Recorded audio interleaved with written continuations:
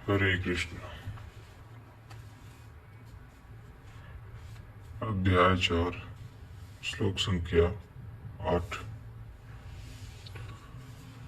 परित्राणाय साधूनां विनाशाय च दुष्कृतां धर्म संस्थापनाय संभवामि युगे युगे। अर्जुन अर्जुन साधूनां परित्राणाय परम साध्य एकमात्र परमात्मा है, जिसे साध लेने पर कुछ भी साधना शेष नहीं रह जाता। उस साध्य में प्रवेश दिलाने वाले विवेक, वैराग्य, शम, दम इत्यादि दैवी संपद को निर्विघ्न प्रवाहित करने के लिए तथा दृष्टकृताम जिनसे दूषित कार्य रूप लेते हैं, उन काम, क्रोध, राग, द्वेषादि विजातीय प्रवृत्तियों को समूल नष्ट करने के लिए तथा धर्म को भली प्रकार स्थिर करने के लिए मैं युग युग में प्रकट होता हूँ। युग का तात्पर्य सतयुग, त्रेता या द्वापर नहीं। युग धर्मों का उतार चढ़ाव मनुष्यों के स्वभाव पर है। युग धर्म सदैव रहते हैं, मानस में संकेत है। नित्य युग धर्म हो ही सब केरे, हृदयम राम माया के प्रेरे। युग धर्म सभी के हृदय में नित्य होते रहते हैं, अविद्या से नहीं बल्कि विद्या से, राम माया की प्रेरणा से हृदय में होते हैं, जिसे प्रस्तुत श्लोक में आत्म माया कहा गया है। वही है राम माया। हृदय में राम की स्थिति दिला देने वाले राम से प्रेरित है यह विद्या। कैसे समझा जाए कि अब कौन सा युग कार्य कर रहा है? तो शुद्ध सत्व समता विज्ञाना, कृत प्रभाव प्रसन्न मन जाना।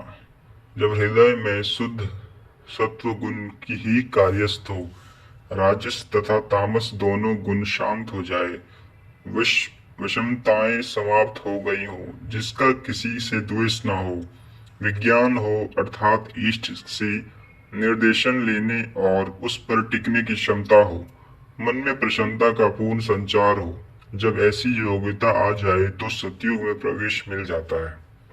इसी प्रकार दो अन्य युगों का वर्णन किया है और अंत में तामस बहुत रजोगुण थोड़ा, कली प्रभाव विरोध चरु ओरा। तामसी गुण भरपूर हो, किंचित राजसी गुण भी उसमें हो, चारों ओर बैर और विरोध हो, तो ऐसा व्यक्ति कलयुगीन है। जब तामसी गुण कार्य करता है तो मनुष्य में आलस, निद्रा, प्रमाद का बाहुल्य होता है। वह कर्तव्य जानते हुए भी उसमें प्रवृत्त नहीं हो सकता। निषिद्ध कर्म जानते हुए भी उससे निवृत्त नहीं हो सकता। इस प्रकार युग धर्मों का उतार चढ़ाव मनुष्यों की आंतरिक योग्यता पर निर्भर है। किसी ने इन्हीं योग्यताओं को चार युग कहा गया है, चार युग कहा है, तो कोई इन्हें ही चार वर्ण का नाम देता है, तो कोई इन्हें ही अति उत्तम, उत्तम, मध्य और निकृष्ट चार श्रेणी के साधक कहकर संबोधित करता है। प्रत्येक युग में इष्ट साथ देते हैं। हाँ, उच्च श्रेणी में अनुकूलता की भरपूरता प्रतीत होती है, निम्न युग में सहयोग शून्य प्रतीत होता है।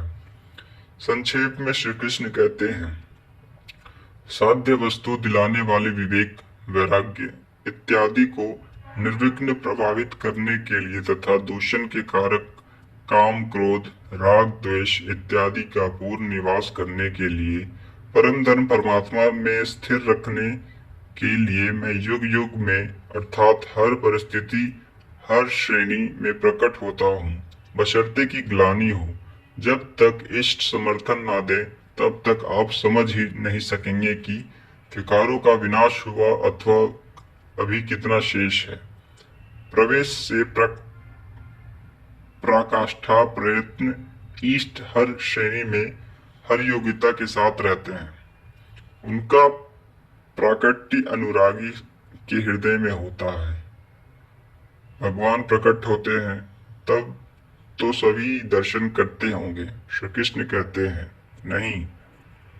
आगे के श्लोक हम अगली भाग में देखेंगे। हरे कृष्ण।